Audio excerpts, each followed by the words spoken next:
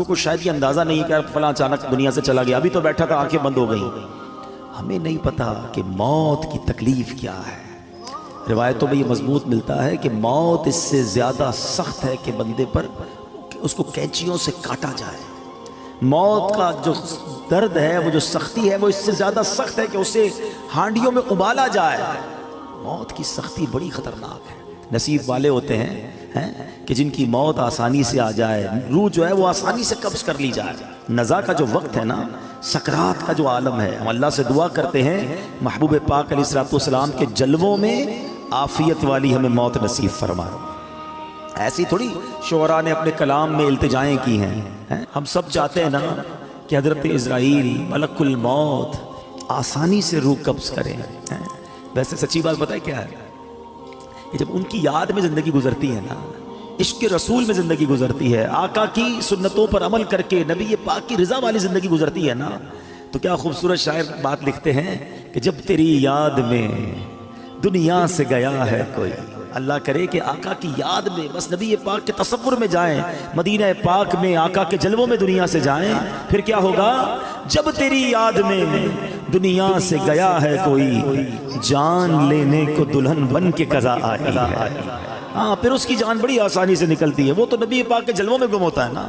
تو اللہ کرے کہ موت کے وقت آقا کا جلوہ نصیب ہو جائے۔ لیکن کام کیا کرنا ہے اس کے لیے؟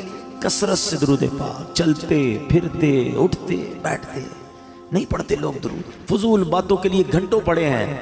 درود پاک زبان پر بہت تھوڑا آتا ہے۔ آج ہی چیک کر لو نا، اپنے آپ کو چیک کر لے، آج پورے دن میں کتنی بار درود پڑھا ہے۔ ٹائم نکالا کرو، تسبیح جیب میں رکھا کرو۔ کہتے ہیں نا، درود پاک اور ذکر الہی کرنے کے بہانے ڈھونڈا کرو۔ جہاں موقع ملا تسبیح نکالی شروع ہو گئے۔ تسبیح نہ بھی ہو تو پڑھ سکتے ہیں، لیکن تسبیح یاد دلاتی ہے۔ اس لیے میں کہہ رہا ہوں اللہ کرے کہ میری بھی عادت بن جائے، آپ کی بھی عادت ہو جائے، اور ہم بس کثرت سے اللہ اور اس کے حبیب کا ذکر کرتے رہیں، فضول باتوں سے بچتے رہیں، اور ہماری زبان اس مبارک ذکر میں تر ہو جائے۔ بڑی پیاری التجا امیر اہل سنت کی ہے، مل کے آقا علیہ السلام کی بارگاہ میں عرض کرتے ہیں۔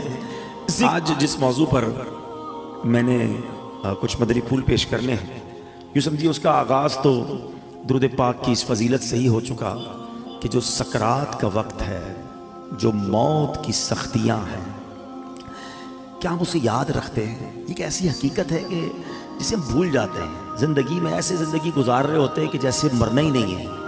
تو آج اسی حقیقت پر کچھ مدنی پھول پیش کروں گا۔ اللہ کرے کہ فکر آخرت اور آخری جو سفر ہے اس کی تیاری کا ہمارا ذہن بن جائے۔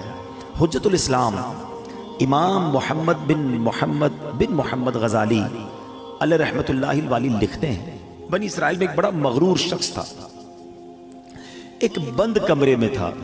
بڑے لوگ ہوتے ہیں نا، ان کے کمروں میں ہر کسی کو آنے کی اجازت نہیں ہوتی، گارڈز آگے سیکرٹری، اجازت کے بغیر کوئی نہیں آ سکتا۔ اور ان کو اس بات پر بعض اوقات بڑا غرور بھی ہوتا ہے، فخر ہوتا ہے کہ میری ٹیریٹری میں کوئی پیر نہیں رکھ سکتا۔ اچانک کمرے میں ایک شخص داخل ہوا۔ اس مغرور شخص نے زور سے چلا کر کہا، کون ہو؟ کیسے آ گئے میرے کمرے میں بغیر اجازت؟ تمہیں پتہ نہیں میں کون ہوں؟ میں اس واقعے کا خلاصہ عرض کر رہا ہوں۔ تمہیں اجازت کس نے دی میرے کمرے میں آنے کی؟ تو کہتا ہے کہ مجھے اس گھر کے مالک نے اجازت دی ہے، اور میں وہ ہوں جسے کوئی روک نہیں سکتا۔ مجھے بادشاہوں سے بھی اجازت لینے کی ضرورت پڑتی نہیں، مجھے کسی کا دبدبہ ڈرا نہیں سکتا، اور نہ ہی مجھ سے کوئی بچ سکتا ہے۔ اور جب یہ باتیں سنی نا اس مغرور شخص نے، جس کا سٹائل ہی الگ ہوتا تھا، جو بڑے چلا کر بڑے غصے میں لوگوں سے باتیں کرتا تھا، اب اس کا جو غصہ ہے وہ نیچے آ گیا۔ اب ہے کون یہ تو بتائیں، کہیں آپ ملک الموت تو نہیں؟ اللہ اکبر۔ اب حضرت ملک الموت نے کہا، ہاں میں ملک الموت ہوں، مجھے کوئی دروازہ نہیں روک سکتا، مجھے کوئی گارڈ، مجھے کوئی کر و فر کہیں بھی جانے سے نہیں روک سکتا۔ اب وہ کہتا ہے کہ حضور تھوڑی سی مہلت مل سکتی ہے، اگر آپ میری روح قبض کرنے آئے ہیں تو کچھ دن کچھ گھنٹے تو دیجئے نا، مجھے تو پتہ ہی نہیں ہے، مجھے کچھ توبہ کرنی ہے، کچھ نیکیاں کرنی ہیں، کچھ نیک اعمال کرنے ہیں۔ اب ملک الموت نے فرمایا کہ تمہاری سانسیں پوری ہو چکی ہیں، اب تمہارا وقت اینڈ ہو چکا ہے۔